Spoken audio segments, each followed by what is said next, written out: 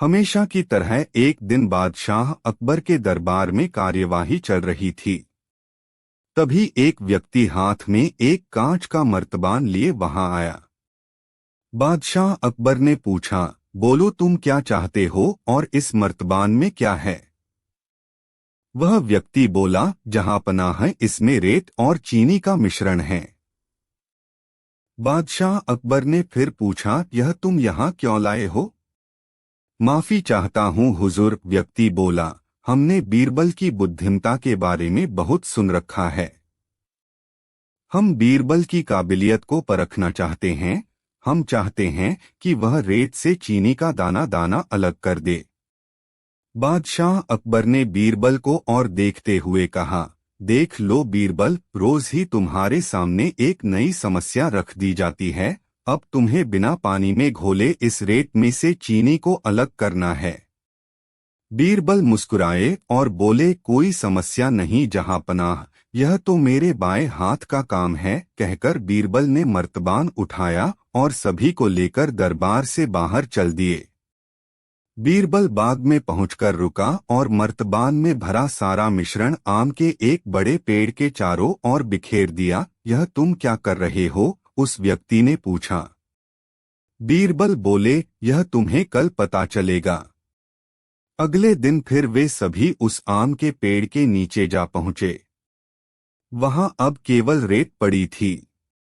चीनी के सारे दाने चींटियां बटोरकर अपने बिलों में पहुंचा चुकी थीं। कुछ चींटियां तो अभी भी चीनी के दाने घसीट कर ले जाती दिखाई दे रही थीं। व्यक्ति ने अचंभे से पूछा, अरे सारी चीनी कहाँ चली गई? बीरबल ने कहा, रेत से अलग हो गई। बादशाह अकबर ने उस व्यक्ति से मजाक करते हुए कहा, अब तुम्हें चीनी चाहिए तो चींटियों के बिल में घुसो और चीनी निकाल लो। सभी जोर से हंस पड़े। बादशाह अकबर के दरबार में बीरबल सबसे ज्यादा बुद्धिमान व्यक्ति था, लेकिन अकबर के बहनोई को उससे बहुत जलन थी। उन्होंने बादशाह से बीरबल की जगह नियुक्त होने के लिए कहा। उसने पर्याप्त आश्वासन दिया कि वे बीरबल की तुलना में अधिक कुशल और सक्षम साबित होगा। इससे पहले कि अकबर इस मामले पर कोई फैसला ले पाता, यह खबर बीरबल तक पहुंच गई। बीरबल ने इस्तीफा दे दिया और चले गए।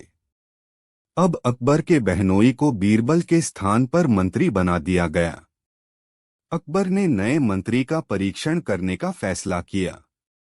उसने उसे 300 सोने के सिक्के दिए और कहा, इन सोने के सिक्कों को ऐसे खर्च करो जैसे मुझे इस जीवन में 100 सोने के सिक्के मिले, दूसरी दुनिया में 100 सोने के सिक्के और दूसरे सोने के सिक्के न तो यहाँ हैं और नहीं। मंत्री ने पूरी स्थिति को भ्रम और निराशा की भूलभुलैया माना।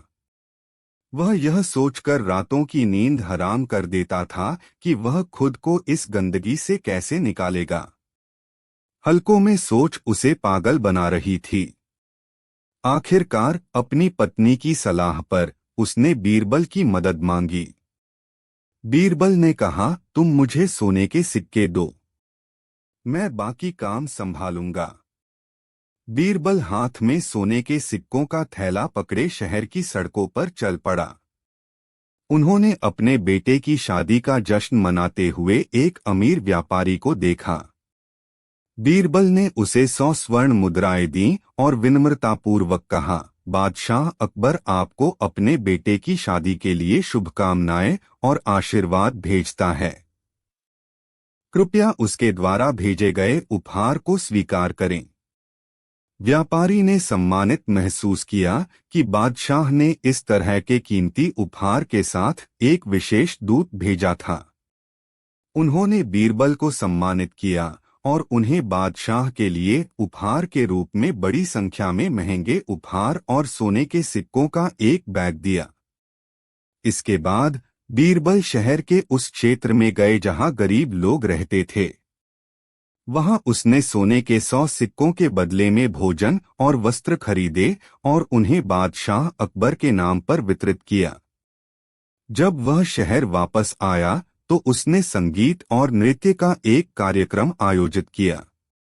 उसने उस पर 100 स्वर्ण मुद्राएं खर्च की। अगले दिन बीरबल ने अकबर के दरबार में प्रवेश किया और घोषणा की कि उन्होंने वह सब किया है जो बादशाह ने अपने बहनोई से करने के लिए कहा था। अकबर जानना चाहता था कि उसने यह कैसे किया है। बीरबल ने सभी घटनाओं के दृश्यों को दोहराया और फिर कहा, मैंने अपने बेटे की शादी के लिए व्यापारी को जो पैसा दिया था, आप इस धरती पर वापस आ गए हैं। मैंने जो पैसा गरीबों के लिए भोजन और कपड़े खरीदने में खर्च किया, वह आपको दूसरी दुनिया में मिलेगा।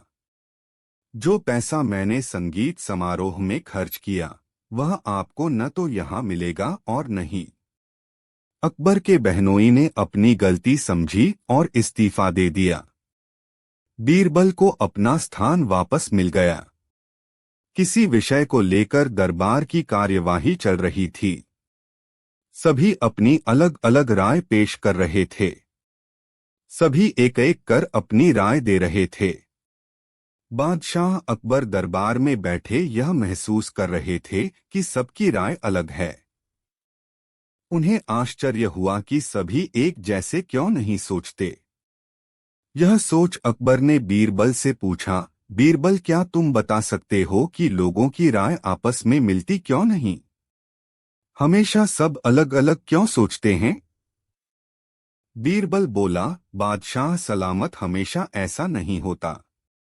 कुछ समस्याएं ऐसी होती हैं जिन पर सभी के विचार समान होते हैं। इसके बाद कुछ और काम निपटाकर दरबार की कार्यवाही समाप्त हो गई। सभी अपने अपने घरों को लौट चले। उसी शाम जब बीरबल और अकबर बाग में टहल रहे थे, तभी बादशाह अकबर ने फिर वही राग छेड़ दिया और बीरबल से बहस करने लगे। तब बीरबल बाग के ही एक कोने की ओर उंगली से संकेत करता हुआ बोला, वहां उस पेड़ के निकट एक कुआं है। वहां चलिए, मैं कोशिश करता हूं कि आपको समझा सकूं कि जब कोई समस्या जनता से जुड़ी हो तो सभी एक जैसा ही सोचते हैं। मेरे कहने का मतलब यह है कि बहुत सी ऐसी बातें हैं जिनको लेकर लोगों के विचार एक जैसे होते हैं। अकबर ने कुछ देर कुएं की ओर घूरा, फिर बोले, लेकिन मैं कुछ समझा नहीं। तुम्हारे समझाने का ढंग कुछ अजीब सा है। बादशाह जबकि जानते थे कि बीरबल अपनी बात सिद्ध करने के लिए ऐसे ही प्रयोग करता रहता है। बीरबल बोला, सब समझ जाएंगे हुजूर। आप शाही फरमान जारी कराएं कि नगर के हर घर से एक लोटा दूध लाकर बाग में स्थित इस कुएं में डाला जाए। दिन पूर्णमासी का होगा। हमारा नगर बहुत बड़ा है। यदि हर घर से एक लोटा दूध इस कुएं में पड़ेगा तो यह दूध से भर जाएगा। बीरबल की यह बात सुन अकबर ठहाका लगाकर हंस पड़े। फिर भी उन्होंने बीरबल के कहेनुसार फरमान जारी कर दिया। शहर भर में मुनादी करवा दी गई कि आने वाली पूर्णमासी के दिन हर घर से एक लोटा दूध लाकर शाही बाग के कुएं में डाला जाए। जो ऐसा नहीं करेगा उसे सजा मिलेगी। पूर्णमासी के दिन बाग के बाहर लोगों की कतार लग गई। इस बात का विशेष ध्यान रखा जा रहा था कि हर घर से कोई न कोई वहां जरूर आए। सभी के हाथों में भरे हुए पात्र बर्तन दिखाई दे रहे थे। बादशाह अकबर और बीरबल दूर बैठे यह सब देख रहे थे और एक दूसरे को देख मुस्करा रहे थे। सांझ ढलने से पहले कुएं में दूध डालने का काम पूरा हो गया। हर घर से दूध लाकर कुएं में डाला गया था। जब सभी वहां से चले गए तो अकबर व बीरबल ने कुएं के निकट जाकर अंदर झांका। कुआं मुंडेर तक भरा हुआ था। लेकिन यह देख अकबर को बेहद हैरानी हुई कि कुएं में दूध नहीं, पानी भरा हुआ था। दूध का तो कहीं नामो निशान तक न था। हैरानी भरी निगाहों से अकबर ने बीरबल की ओर देखते हुए पूछा, ऐसा क्यों हुआ? शाही फरमान तो कुएं में दूध डालने का जारी हुआ था, यह पानी कहां से आया? लोगों ने दूध क्यों नहीं डाला? बीरबल एक जोरदार ठहाका लगाता हुआ बोला, यही तो मैं सिद्ध करना चाहता था हुजूर। मैंने कहा था आपसे कि बहुत सी ऐसी बातें होती हैं जिस पर लोग एक जैसा सोचते हैं, और यह भी एक ऐसा ही मौका था। लोग कीमती दूध बर्बाद करने को तैयार न थे। वे जानते थे कि कुएं में दूध डालना व्यर्थ है, इससे उन्हें कुछ मिलने वाला नहीं था। सभी यह सोच रहे थे कि सब लोग दूध डाल रहे हैं, मेरे एक लोटा पानी डालने से क्या फर्क पड़ेगा, इसलिए यह सोचकर कि किसी को क्या पता चलेगा, सभी पानी से भरे बर्तन ले आए और कुएं में उड़ेल दिए। नतीजा कुआं दूध के बजाय पानी से भर गया। बीरबल की यह चतुराई देख अकबर बादशाह खुश हुए और उसकी पीठ थपथपाई। बीरबल ने सिद्ध कर दिखाया था कि कभी कभी लोग एक जैसा भी सोचते हैं। एक दिन बादशाह अकबर बीरबल के साथ अपने घोड़े पर बैठकर शाही बाग में घूमने गए। चारों ओर हरे भरे वृक्ष और हरी हरी घास देखकर अकबर को बहुत आनंद आया। उन्हें लगा कि बगीचे में सैर करने के लिए तो घोड़ा भी हरे रंग का ही होना चाहिए। उन्होंने बीरबल से कहा, बीरबल मुझे हरे रंग का घोड़ा चाहिए। तुम मुझे 7 दिन में हरे रंग का घोड़ा लाके दो। यदि तुम हरे रंग का घोड़ा न ला सके तो हमें अपनी शक्ल मत दिखाना, हरे रंग का घोड़ा तो होता ही नहीं है। अकबर और बीरबल दोनों को यह मालूम था, लेकिन अकबर को तो बीरबल की परीक्षा लेनी थी।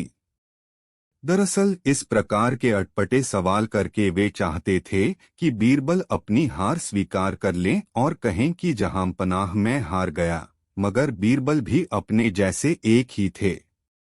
बीरबल के हर सवाल का सटीक उत्तर देते थे कि बादशाह अकबर को मुंह की खानी पड़ती थी। बीरबल हरे रंग के छोड़ की खोज के बहाने 7 दिन तक इधर उधर घूमते रहे। 8वें दिन वे दरबार में हाजिर हुए और बादशाह से बोले, जहांपना, मुझे हरे रंग का घोड़ा मिल गया है। बादशाह को आश्चर्य हुआ। उन्होंने कहा, जल्दी बताओ, कहाँ है हरा घोड़ा? बीरबल ने कहा, जहांपना, घोड़ा तो आपको मिल जाएगा, मैंने बड़ी मुश्किल से उसे खोजा है, मगर उसके मालिक ने 2 शर्त रखी हैं। बादशाह ने कहा, क्या शर्तें हैं? पहली शर्त तो यह है कि घोड़ा लेने के लिए आपको स्वयं जाना होगा। यह तो बड़ी आसान शर्त है। दूसरी शर्त क्या है? घोड़ा खास रंग का है, इसलिए उसे लाने का दिन भी खास ही होगा। उसका मालिक कहता है कि सप्ताह के 7 दिनों के अलावा किसी भी दिन आकर उसे ले जाओ। अकबर बीरबल का मुंह देखते रह गए। बीरबल ने हंसते हुए कहा, जहांपना, हरे रंग का घोड़ा लाना हो तो उसकी शर्तें भी माननी ही पड़ेगी। अकबर खिलखिलाकर हंस पड़े। बीरबल की चतुराई से वह खुश हुए। समझ गए कि बीरबल को मूर्ख बनाना सरल नहीं है। बादशाह अकबर बीरबल की बुद्धिमता के बहुत कायल थे। यह देख उस राज्य के कई दरबारी बीरबल से ईर्ष्या करते थे। इससे से एक दरबारी को तो बीरबल से बहुत जलन थी। अब दरबारी हमेशा से मुख्यमंत्री बनना चाहता था, लेकिन यह संभव नहीं था क्योंकि बीरबल उस राज्य का मुख्यमंत्री था। एक दिन अकबर ने उस दरबारी के सामने बीरबल की प्रशंसा की। इससे दरबारी बहुत क्रोधित हुए और उसने कहा, बादशाह हजूर, आपने बीरबल की अन्यायपूर्ण प्रशंसा की और यदि बीरबल उनके 3 प्रश्नों का उत्तर दे सकते हैं तो वह इस तथ्य को स्वीकार करेंगे कि बीरबल बुद्धिमान हैं। अकबर बीरबल की बुद्धि परीक्षण के लिए हमेशा तैयार रहते थे। उन्होंने कहा, ठीक है। दरबारी ने 3 सवाल बीरबल से पूछे। 1. आकाश में कितने तारे हैं? 2. पृथ्वी का केंद्र कहाँ है? और 3. दुनिया में कितने पुरुष और कितनी महिलाएं हैं? तुरंत ही अकबर ने बीरबल से इन 3 सवालों के जवाब पूछे और कहा कि अगर वह उन्हें जवाब नहीं दे पाए तो उन्हें मुख्यमंत्री पद से इस्तीफा देना होगा। बीरबल ने कहा, तो सुनिए महाराज। पहले सवाल का जवाब देने के लिए बीरबल एक बालों वाली भेड़ लेकर आया और कहा, आकाश में जितने तारे हैं उतने ही भेड़ के शरीर पर बाल हैं। मेरे मित्र दरबारी का स्वागत है कि यदि वह चाहें तो उन्हें गिना जाए। दूसरे प्रश्न का उत्तर देने के लिए बीरबल ने जमीन पर कुछ लकीरें खींची और कुछ हिसाब लगाया। फिर एक लोहे की छड़ मंगवाई गई और उसे एक जगह गाड़ दिया और बीरबल ने महाराज से कहा, महाराज बिल्कुल इसी जगह धरती का केंद्र है, चाहे तो आप स्वयं जांच लें। अब महाराज, तीसरे सवाल का जवाब बड़ा मुश्किल है, क्योंकि इस दुनिया में कुछ लोग ऐसे हैं जो ना तो स्त्री की श्रेणी में आते हैं और ना ही पुरुषों की श्रेणी में। उनमें से कुछ लोग तो हमारे दरबार में भी उपस्थित हैं, जैसे कि यह मंत्री जी। महाराज, यदि आप इनको मौत के घाट उतरवा दें तो मैं स्त्री पुरुष की सही सी संख्या बता सकता हूँ। अब मंत्री जी सवालों का जवाब छोड़कर थर-थर कांपने लगे और महाराज से बोले, महाराज बस मुझे मेरे सवालों का जवाब मिल गया। मैं बीरबल की बुद्धिमानी को मान गया हूँ। महाराज हमेशा की तरह बीरबल की तरफ पीठ करके हंसने लगे और इसी बीच वह मंत्री दरबार से खिसक लिया। दिल्ली शहर में दीनदयाल नामी एक पुराना व्यापारी रहता था। उसका कारोबार बहुत बड़ा था, जिस कारण उसकी ख्याति दूर देशों तक फैली थी। एक समय की बात है, उसको आर्डर मिला जिसमें काफी सारा पैसा लगना था और उसके पास रुपए आने में 3-4 दिनों की देर थी। जो कुछ पास था उसको जमा करने पर भी 5 लाख रुपए कम पड़ रहे थे। जब दीनदयाल को मौके पर रुपए प्रबंध होना असंभव दिख रहा था तो रुपए की तलाश में बाहर निकला। उस समय नगर में एक महाजन के अतिरिक्त ऐसा दूसरा कोई भी बड़ा महाजन नहीं था जो एक मुश्त 5 लाख थैली उधार देता। दीनदयाल ने उसी से कर्ज लेकर आर्डर पूरा करने का निश्चय किया। वह साहूकार महाजन बड़ा धूर्त और चालाक था, परंतु लाचार। कोई दूसरी सूरत न पड़ने पर दीनदयाल को उसके द्वार पर कर्ज के लिए जाना पड़ा।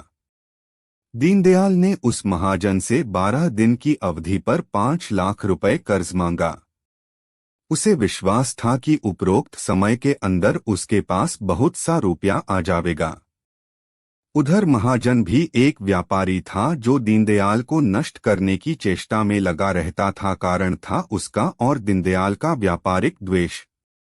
दीनदयाल का कारोबार इतना बड़ा और संपन्न था कि उसके आगे अन्य व्यापारियों को व्यापार चलाना कठिन हो रहा था। ऐसी ईर्ष्यावश केशवदास उसको अपने पंजे में फांस लेना चाहता था। उसे विश्वास था कि यदि वह रुपए न देगा तो दीनदयाल की इतनी ख्याति है कि कहीं न कहीं से रुपए अवश्य प्राप्त कर लेगा। सुअवसर आया देख उसने अपनी दुष्ट प्रकृत्यानुसार एक तरकीब खूब सोच विचार कर निकाली और दीनदयाल से बोला, महाशय जी, आज आप कर्ज लेने के विचार से पहले पहल मेरे द्वार पर आए हैं, अतएव मैं इतने अल्प समय के लिए रुपयों का सूद लेना उचित नहीं समझता, परंतु इसके साथ आपको भी मेरी एक शर्तें माननी पड़ेगी। यदि आप 1 हफ्ते में मेरे रुपए वापस न कर देंगे तो मैं अपने हाथ से आपके शरीर के किसी भी भाग से एक सेर मांस काट कर निकाल लूंगा। दीनदयाल ने रुपया लौटाने का पहले ही से इतना थोड़ा समय रखा था कि उसके अंतर्गत उसका लौटाया जाना कठिन था। अब तो मारवाड़ी ने 3 दिनों की अवधि और कम कर दी, परंतु कोई दूसरी सूरत न देख दीनदयाल को लाचार होकर मारवाड़ी के शर्तनामे पर हस्ताक्षर कर रुपए लेने पड़े। घर पहुंचकर उन रुपयों से उसने आर्डन की रकम अदा कर दी। लेनदान रुपए पाकर लौट गए और ईश्वर की कृपा से उसकी धाक जस की तक बनी रही। दीनदयाल को किसी कार्य विशेष के कारण एक दूसरे नगर को जाना पड़ा। जब लौटकर घर आया तो उसको मारवाड़ी के रुपए चुकाने की बात याद आई। इसने अल्प कर्ज देने के समय तक उसके पास पैसे जमा नहीं हुए, लेकिन फिर भी इधर उधर से संग्रह कर सूद के सहित रुपए कर उसके पास गया। मारवाड़ी तो एक सेर मांस का भूखा था। वैसे भी वो दीनदयाल को अपने रास्ते से हटाना चाहता था। इधर शर्तनामे की तिथि भी बीत चुकी थी, इसलिए महाजन रुपया लेने से साफ इनकार कर दिया और शर्तनामे के अनुसार उससे एक सेर मांस मांगा। दीनदयाल बाहर जाकर अस्वस्थ हो गया था। अब मांस देने की चिंता से और भी बीमार हो गया।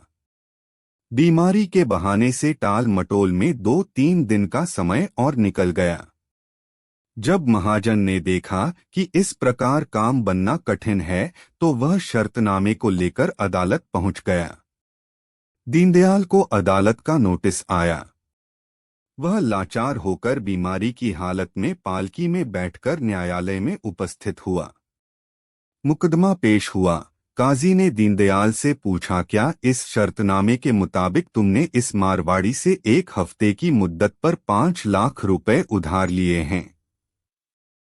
शर्तनामे में लिखा है कि यदि निर्धारित समय के अंतर्गत रुपए न चुका सकोगे तो मारवाड़ी के इच्छानुसार तुम्हें अपने शरीर के किसी भाग का 1 सेर मांस देना पड़ेगा। वह इतना विख्यात व्यापारी होकर झूठ नहीं कहना चाहता था, इसलिए बोला, साहब, शर्तनामे की बात सही है। उस समय मुझसे और मारवाड़ी से ऐसी ही शर्तें तय थीं, परंतु इस समय मैं सूद के इसका रुपया अदा करने को प्रस्तुत हूँ। परंतु यह रुपया लेने से इनकार कर मेरे से 1 सेर मांस मांगता है। सरकार इस पर भली भांति विचार कर उचित न्याय करें। साहूकार और दीनदयाल के अंतर्गत तय पाई शर्तों को सुनकर काजी बोला, इसका न्याय अब हमारे बूते का नहीं है। न्याय 12वीं परी का आशीर्वाद शेष था। रानी को विलाप करता देख वह बोली, 13वीं परी का श्राप समाप्त तो नहीं किया जा सकता, किंतु मैं अपने आशीर्वाद से उसे कम कर सकती हूँ। उसने रोजामंड को आशीर्वाद दिया कि अपने 16वें जन्मदिन पर सुई चुभने पर वह मरेगी नहीं, बल्कि 100 वर्षों के लिए गहरी नींद में सो जाएगी। यह सुनकर राजा रानी का दुख कुछ कम अवश्य हुआ। उन्होंने 12वीं परी को धन्यवाद दिया। राजा रानी की इच्छा रोजामंड का विवाह देखने की थी। वे परियों से बोले, आपने 13वीं परी का श्राप कम कर दिया।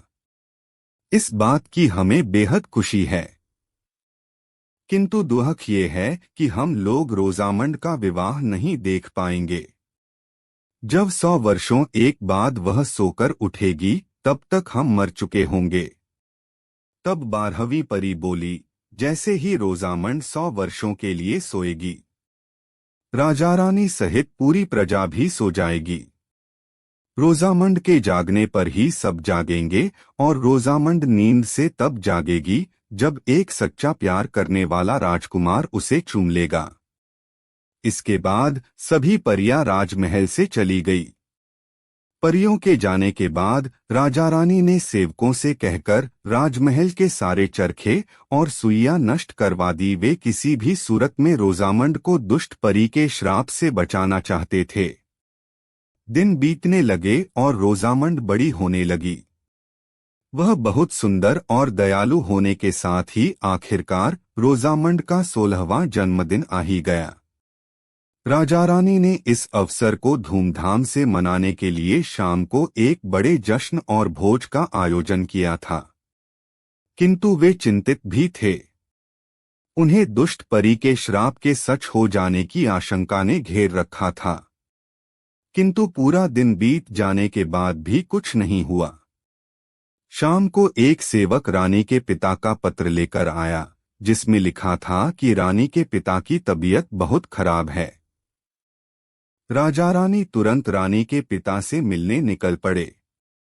राजमहल से जाने के पहले उन्होंने अपनी विश्वासपात्र दासी डायना को हिदायत दी कि वह रोजामांड का ख्याल रखे और उसे राजमहल से बाहर जाने न दे। डायना ने भी उन्हें आश्वासन दिया कि वह रोजामांड को कुछ नहीं होने देगी।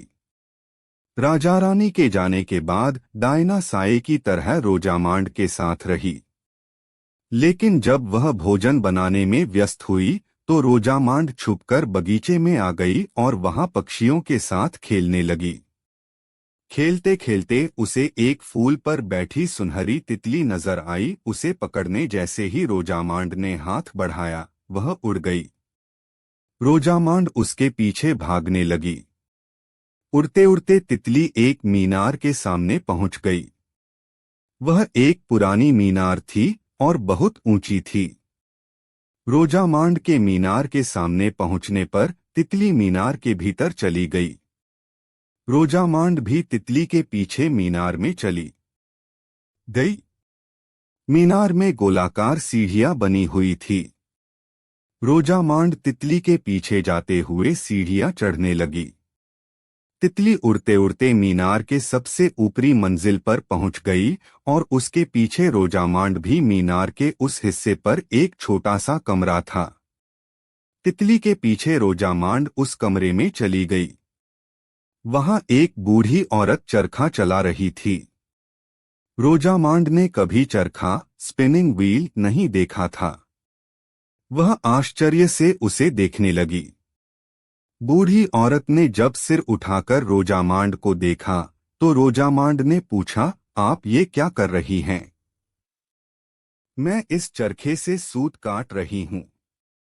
क्या तुम भी सूत काटना चाहोगी? बूढ़ी औरत ने उत्तर दिया।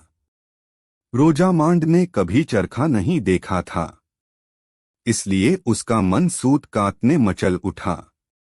वह चरखे के पास बैठ गई और चरखा चलाने लगी। बूढ़ी औरत उसे देखकर कुटिलता से मुस्कुराने लगी। वह बूढ़ी औरत और कोई नहीं बल्कि दुष्ट 13वीं परी थी। बूढ़ी चरखा चलाते हुए बहुत खुश थी, लेकिन अचानक ही एक नुकीली सुई उसकी उंगली में आ घुसी और वह गिर पड़ी। गिरते साथ ही वह गहरी नींद में सो गई। दुष्ट 13वीं परी का श्राप पूरा हो चुका था। वह हंसते हुए वहां से चली गई। इधर राजा रानी जब वापस लौटे तो रोजामांड को महल में न पाकर चिंतित हो उठे। डायना भी उन्हें कुछ बता नहीं पाई। राजा ने सैनिकों को रोजामांड को ढूंढने के लिए भेजा। वे स्वयं भी उसे ढूंढने लगा। पूरा महल तलाशा गया, किंतु रोजामांड नहीं मिली। खोजते खोजते सैनिकों के साथ राजा रानी मीनार में पहुंचे। वहां ऊपरी मंजिल के कमरे में उन्होंने रोजामांड को सोते हुए पाया। पास ही चरखा भी रखा हुआ था। वे समझ गए कि दुष्ट परी के श्राप ने अपना काम कर दिया है। रानी दुख के मारे विलाप करने लगी। तब राजा ने उसे समझाया कि हमें रोजामांड को लेकर महल चलना चाहिए, क्योंकि कुछ ही देर में हम सब भी सो जाएंगे। रोजामांड को राजमहल ले जाया गया और उसे तैयार कर मखमली बिछौने वाले एक बिस्तर पर लिटा दिया गया। सोती हुई रोजामांड बहुत ही सुंदर लग रही थी। कुछ ही देर में राजा रानी, दरबारी और राज्य की पूरी प्रजा सो गई। काला बादल राज्य के ऊपर छा गया और पूरा राज्य अंधेरे में डूब गया। समय बीतने के साथ राज्य के चारों ओर कंटीली झाड़ियां उग गई और राज्य उसके पीछे छुप गया। अब वह राज्य बस किस्से खानियों में रह गया था। वहां की सोई हुई राजकुमारी के किस्से दूर दूर तक सुनाए जाते थे। राजकुमारी को देखने की आस में कई राजकुमार उस राज्य में जाने का प्रयास करते, किंतु कंटीली झाड़ियों को पार नहीं कर पाते। कई घायल होकर वापस लौट आते तो कई उनमें फंसकर मर जाते। राजकुमारों की मौत की खबर फैलने के बाद सबने वहां जाना छोड़ दिया। ऐसे ही 100 वर्ष बीत गए। एक दिन इवान नामक राजकुमार ने सोई हुई राजकुमारी की कहानी सुनी। कहानी सुनकर वह उसे चाहने लगा। उसने तय किया कि वह उसे एक बार देखने अवश्य जाएगा और उसे नींद से जगाने का प्रयास करेगा। खतरे को देखते हुए सबने उसे वहां जाने से मना किया, किंतु वह नहीं माना और रोजामांड की खोज में निकल पड़ा। कई दिनों की लंबी यात्रा के बाद वह कंटीली झाड़ियों के पीछे छुपे उस राज्य के पास पहुंच गया जहां रोजामांड सोई हुई थी। जिस दिन वह वहां पहुंचा तब तक रोजामांड को सोए 100 वर्ष पूरे हो चुके थे।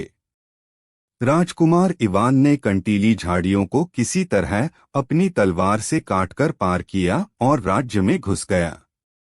राज्य के अंदर जाने पर उसने देखा कि पूरी प्रजा सोई हुई है। वह राजमहल के पास पहुंचा तो दरबानों को भी सोता हुआ पाया। महल के अंदर प्रवेश कर वह राज दरबार में पहुंचा। वहां राजा रानी सहित सारे दरबारी सो रहे थे। महल में घूमता हुआ वह अंततः उस कक्ष में पहुंच गया जहां रोजामांड सोई हुई थी। सोई हुई राजकुमारी रोजामांड को देखकर राजकुमार का उसके प्रति प्रेम और बढ़ गया। वह रोजामांड के पास गया और उसके हाथों को अपने हाथ में लेकर चूम लिया। जैसे ही उसके रोजामांड को चूमा दुष्ट परी का श्राप समाप्त हो गया और रोजामांड नींद की नींद टूट गई। आंखें खोलते ही उसने एक सुंदर राजकुमार को अपने सामने पाया। वह जान गई कि यही वो सच्चा प्रेम करने वाला राजकुमार है जिसने उसे 100 वर्षों की गहरी नींद से जगाया है। राजकुमार ने रोजामांड को बताया कि वह उससे प्रेम करता है और उससे विवाह करना चाहता है। रोजामांड ने उसका यह विवाह प्रस्ताव खुशी खुशी स्वीकार कर लिया। दोनों उस अकमरे से निकलकर राज दरबार पहुंचे तो देखा कि राजा रानी और सभी दरबारी भी नींद से जाग चुके हैं। सबने रोजामांड और राजकुमार इवान का स्वागत किया। रोजामांड ने राजा रानी को राजकुमार से मिलवाया। राजा रानी राजकुमार से मिलकर बहुत खुश हुए। राजकुमार ने उनसे रोजामांड का हाथ मांगा और राजा रानी ने खुशी खुशी रोजामांड का हाथ राजकुमार इवान के हाथ में दे दिया।